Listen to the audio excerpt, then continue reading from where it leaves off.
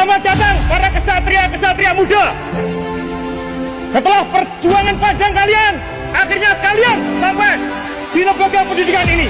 Berikut rincian pasukan komponen cadangan atau komponen cadangan tahun 2022 yang akan dibagi menjadi 5 batalion. Melansir dari laman kemhan.go.id, kelima batalion komponen cadangan tersebut meliputi Matra Darat, Laut dan Udara. Batalion komponen cadangan dari Matra Darat yang terbanyak, yakni 3 batalion atau 1.500 orang.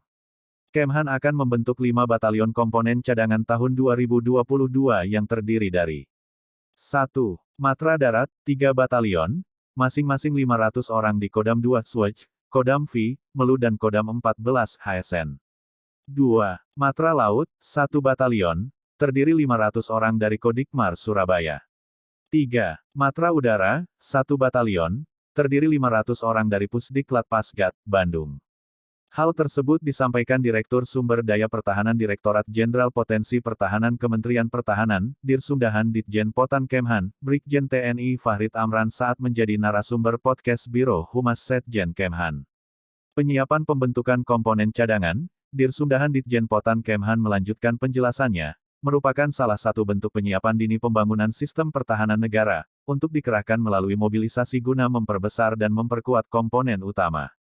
Sedangkan komponen cadangan tidak hanya berupa sumber daya manusia yakni warga negara, melainkan juga berupa sumber daya alam, sumber daya buatan, serta sarana dan prasarana nasional yang telah disiapkan untuk dikerahkan melalui mobilisasi guna memperbesar dan memperkuat komponen utama. Pentingnya pembangunan sistem pertahanan sebagaimana juga dimiliki oleh banyak negara, merupakan bentuk antisipasi atau kesiapsiagaan dalam menghadapi berbagai ancaman, untuk melindungi kedaulatan negara, keutuhan wilayah dan keselamatan segenap bangsa. Kesiapsiagaan tersebut, sebagai wujud usaha negara dalam menghadapi ancaman militer maupun ancaman non-militer, ungkapnya.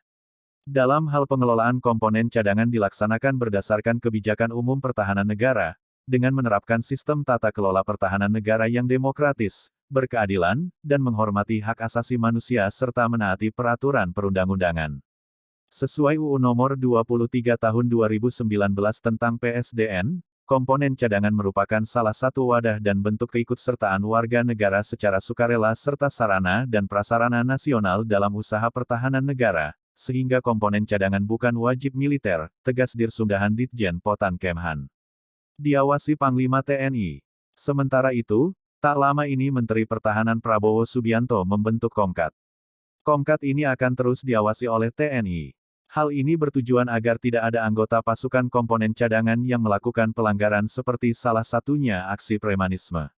Sejak proses perekrutan, pasukan Komkat melalui tes yang ketat, baik kesamaptaan jasmani, kompetensi, psikologi maupun mental ideologi. Sehingga mereka yang lolos untuk dilatih dan ditetapkan sebagai Komkat merupakan WNI pilihan yang memiliki sifat patriot, disiplin, toleransi, sigap tanggap, rela berkorban, pantang menyerah, peduli sesama, memiliki jiwa pemimpin, dan percaya diri.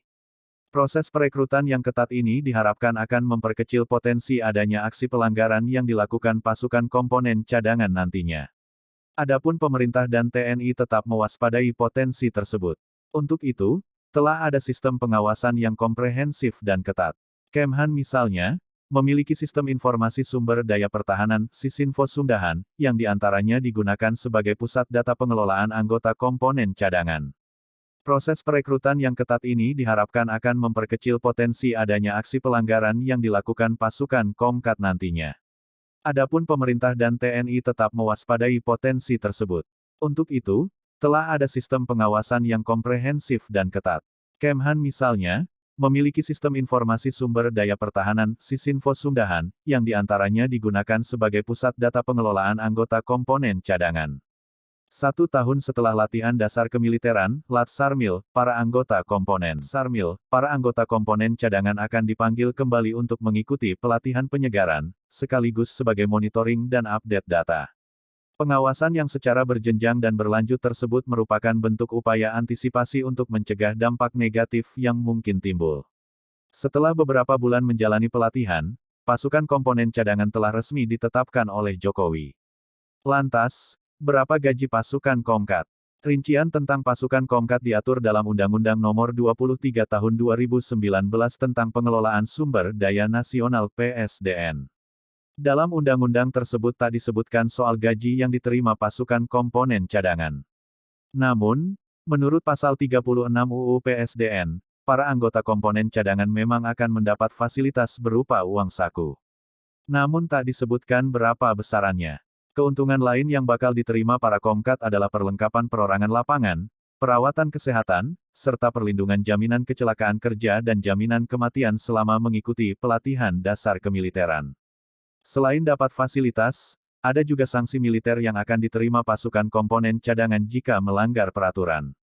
Termasuk, sanksi itu berupa diberlakukannya hukum militer. Lantas, berapa gaji pasukan Komkat? Rincian tentang pasukan Komkat diatur dalam Undang-Undang Nomor 23 Tahun 2019 tentang Pengelolaan Sumber Daya Nasional (PSDN). Dalam undang-undang tersebut tak disebutkan soal gaji yang diterima pasukan Komkat. Namun, menurut pasal 36 UU PSDN, para anggota Komkat memang akan mendapat fasilitas berupa uang saku. Namun tak disebutkan berapa besarannya. Keuntungan lain yang bakal diterima para Komkat adalah perlengkapan perorangan lapangan, perawatan kesehatan, serta perlindungan jaminan kecelakaan kerja dan jaminan kematian selama mengikuti pelatihan dasar kemiliteran. Selain dapat fasilitas, ada juga sanksi militer yang akan diterima pasukan Komkat jika melanggar peraturan. Termasuk, sanksi itu berupa diberlakukannya hukum militer. Dalam pasal 49 ayat 2 UU PSDN, terdapat sejumlah aturan yang mempunyai konsekuensi pemberhentian tidak hormat bagi mereka yang melanggar. Antara lain, A. Menganut, mengembangkan serta menyebarkan ajaran atau paham yang bertentangan dengan Pancasila dan B. Menjadi anggota dalam organisasi terlarang berdasarkan putusan pengadilan yang telah memperoleh kekuatan hukum tetap dan atau peraturan perundang-undangan. Kemudian C. Melakukan tindakan yang dapat mengancam atau membahayakan keamanan dan keselamatan negara dan bangsa. D. Mempunyai tabiat dan atau perbuatan yang nyata-nyata dapat merugikan disiplin dan atau menjadi pidana penjara dengan hukuman di atas 1 tahun berdasarkan putusan pengadilan yang telah memperoleh kekuatan hukum tetap.